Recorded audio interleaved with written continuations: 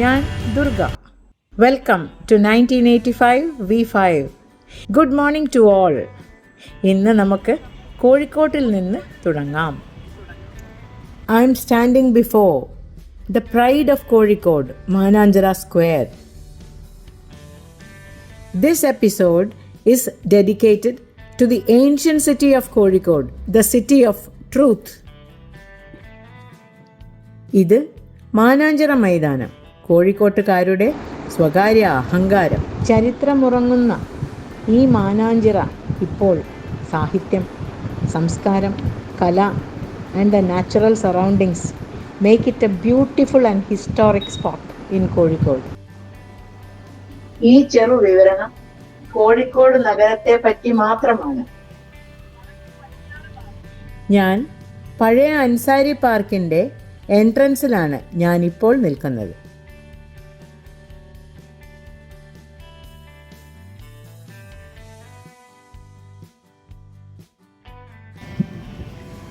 ഇതാണ് മാനാഞ്ചിറ. എൻ്റെ പുറകിൽ കാണുന്ന ഈ വാട്ടർ ബോഡിയാണ് മാനാഞ്ചിറ.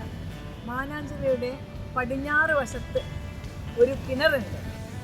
ആ കിണർ പെരീനിയലാണ്, പെരീനിയൽ വാട്ടർ സോഴ്സാണ്. ഒരുപാട് ഇന്നും അന്നും ഇന്നും കോഴിക്കോടിൻ്റെ ജല ആവശ്യങ്ങൾക്കെല്ലാം ഇത് ഉതകുന്നു. Even in the hottest of summers this lake never goes dry.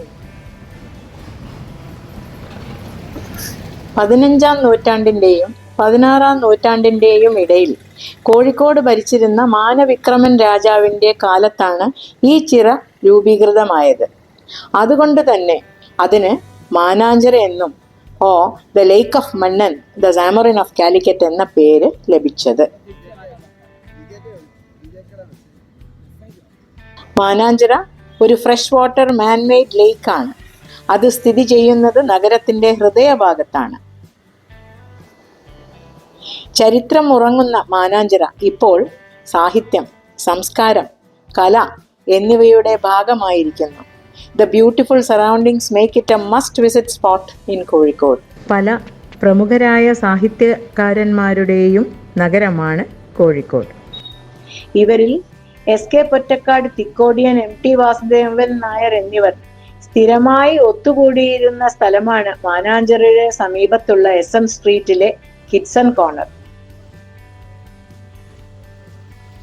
ഇന്നവിടെ കാണാനില്ലെങ്കിലും സാമൂതിരി പണ്ട് 40ഓളം ഏക്കർ സ്ഥലത്ത് ഒരു കൊട്ടാരം, ഒരു കോവിലകം പണിതിരുന്നു അത്രേ. Surroundings of the Mananchira. The ancient Zamorin's Palace was the old Huzur office or civil station during the British rule. It stood proudly at the southern side of Mananjira Maidan, where now LIC of India stands.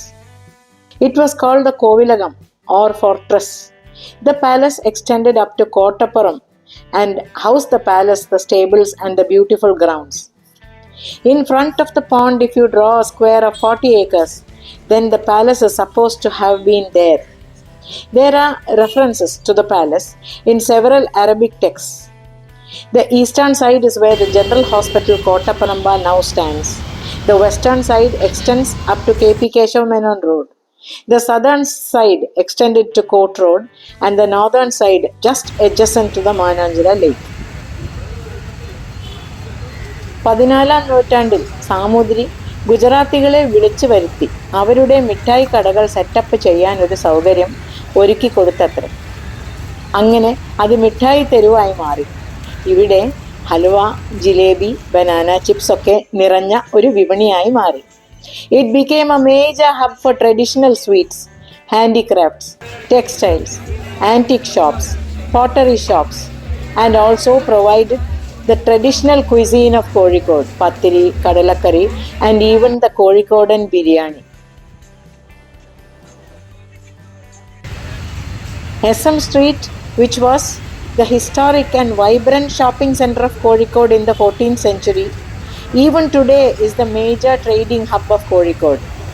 It houses textile shops with the latest trends in fashion. SM സ്ട്രീറ്റിൽ ഒരു പഴയകാല Parsi fire temple ഉണ്ട്. അത് സ്ഥാപിച്ചത് 1894-ലാണത്രേ.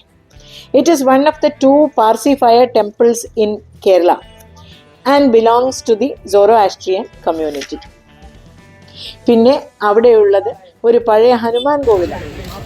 രാജസ്ഥാനികളുടെ കോഴിക്കോട്ട് പാളയത്തിലെ വൈരാഗ്യ അമ്പലത്തിൻ്റെ ഒരു എക്സ്റ്റൻഷനാണത്രേ ഈ ക്ഷേത്രം.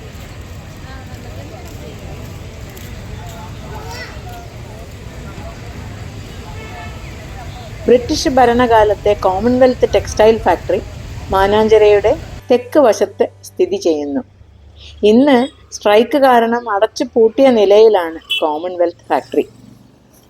ക്രൗൺ തിയേറ്റർ മറ്റൊരു ഹിസ്റ്റോറിക് സ്പോട്ടാണ്. അത് 1964 എസ്റ്റാബ്ലിഷ് ചെയ്തതാണ്. കോഴിക്കോടിൻ്റെ ഒരു കൾച്ചറൽ ലാൻഡ്മാർക്കാണ്. മാനാഞ്ചിറയുടെ പടിഞ്ഞാറേ വശത്താണ് ക്രൗൺ തിയേറ്റർ ഇരിക്കുന്നത്. It was also one of the first air condition theatres of Kerala. ഞാനിപ്പോൾ നിൽക്കുന്നത് കോഴിക്കോട് ടൗൺ ഹാളിൻ്റെ മുൻപിലാണ്. 1891 ബ്രിട്ടീഷുകാർ നിർമ്മിച്ച ഒരു ബിൽഡിംഗ് ആണ് ഞങ്ങളുടെ town hall. Colonial style of architecture ആയിരുന്നു ഞങ്ങളുടെ ടൗൺ ഹാൾ. ഒരു പബ്ലിക് ഗാദറിംഗ് പ്ലേസും ഒരു കൾച്ചറൽ സെൻറ്ററും മറ്റുമായിരുന്നു അത്രേ. It was built in the colonial style of architecture with high ceilings, wooden floorings, stained glass windows and other ornate details.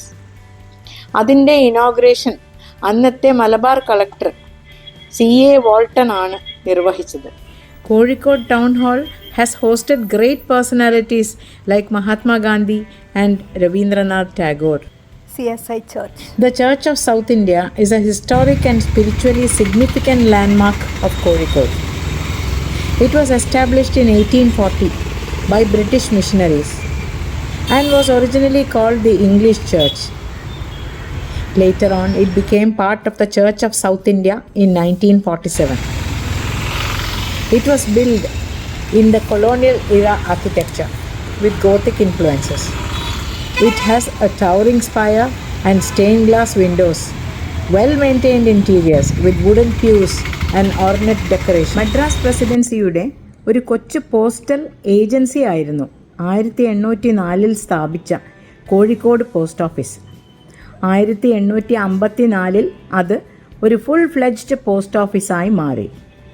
പിന്നീട് 1903 head post office ഇപ്പോഴത്തെ മാനാഞ്ചിറയുടെ Kannur road ലൊക്കേഷനിലേക്ക് മാറി. ഹൈദരാലിയുടെ പടയോട്ടക്കാലത്ത് വിക്രമപുരം കൊട്ടാരം പൂർണ്ണമായും കത്തി നശിച്ചുപോയി. ആ കൊട്ടാരത്തിൻ്റെ തെക്ക് വശത്ത് ഹൈദരാലി ഒരു കെട്ടിടത്തിൽ അവരുടെ യുദ്ധസാമഗ്രികളും അവരുടെ പട്ടാളക്കാരെയും താമസിപ്പിച്ചു. ഇന്ന് അതൊരു വലിയ പള്ളിയായി പട്ടാളപ്പള്ളി എന്ന നാമത്തിൽ തുടരുന്നു. ഇന്നവിടെ കാണാനില്ലെങ്കിലും സാമൂതിരി പണ്ട് 40ഓളം ഏക്കർ സ്ഥലത്ത് ഒരു കൊട്ടാരം, ഒരു കോവിലകം പണിതിരുന്നു അത്രേ. കോവിൽ കോട്ട എന്നാണ് അത് അറിയപ്പെട്ടിരുന്നത്. കോവിൽ കോട്ട എന്ന പേര് ലോപിച്ച് പിന്നീട് അറബികളും മറ്റ് ട്രാവലേഴ്സും അതിനെ കോഴിക്കോട് എന്നാക്കി മാറ്റി എന്നൊരു കഥയുമുണ്ട്.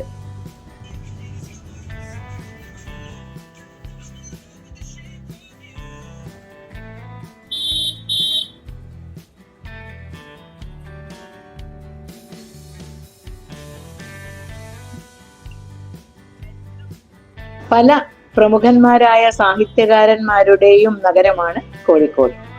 2023 നവംബർ 1 യുനെസ്കോയുടെ സാഹിത്യ നഗര പദവിയിൽ കോഴിക്കോട് ഇടം നേടി. മൺമറിഞ്ഞുപോയ സാഹിത്യകാരന്മാരായ കോഴിക്കോടിന്റെ കഥ പറഞ്ഞ SK Pottekkatt, എണ്ണപ്പാടത്തെ NP Muhammad, Uroob, Thikkodiyan, UA Khader മുതലായവരും പുറമേ നിന്ന് വന്ന് കോഴിക്കോട് താമസമാക്കിയ ബേപ്പൂരിന്റെ സുൽത്താൻ വൈക്കം മുഹമ്മദ് ബഷീറും ഇന്ന് ജീവിച്ചിരിപ്പുള്ള നമ്മുടെ MT വാസുദേവൻ നായരും MN കാരശ്ശേരിയും മുതലായവരും സംഗീത രംഗത്തെ പ്രഗത്ഭരായ ബാബുക്ക, സിനിമ നാടക രംഗത്തെ പ്രമുഖരായിരുന്ന Nellikode Bhaskaran, KP Ummer, Kuthiravattam Pappu, Augustine Baby, John Abraham, PM Taj, KT Muhammad ഇവരെല്ലാം കോഴിക്കോട്ടുകാർ തന്നെ. ഇവിടം സ്വർഗം തന്നെ. ഹിന്ദുക്കളും മുസ്ലിമുകളും ക്രിസ്ത്യാനികളും പാർസികളും ഗുജറാത്തികളും മറാഠികളും തമിഴന്മാരും എല്ലാം സ്നേഹത്തോടെ കഴിയുന്ന ഒരു സുന്ദര സ്ഥലം. അതാണ് നമ്മ കോഴിക്കോട്. നന്മയുടെയും സ്നേഹത്തിൻ്റെയും സത്യത്തിൻ്റെയും ഒരു കൊച്ചു നഗരം നമ്മുടെ കോഴിക്കോട്. I love Kozhikode. ഈ ചെറു വിവരണം കോഴിക്കോട് നഗരത്തെ പറ്റി മാത്രമാണ്. അടുത്ത എപ്പിസോഡിൽ കോഴിക്കോടിൻ്റെ പ്രാന്തപ്രദേശങ്ങളുടെ പ്രസക്തി വിവരിക്കുന്നതാണ്. അതുവരേക്കും വിട. Watch out for A new episode. Signing off 1985 V5. Thank you.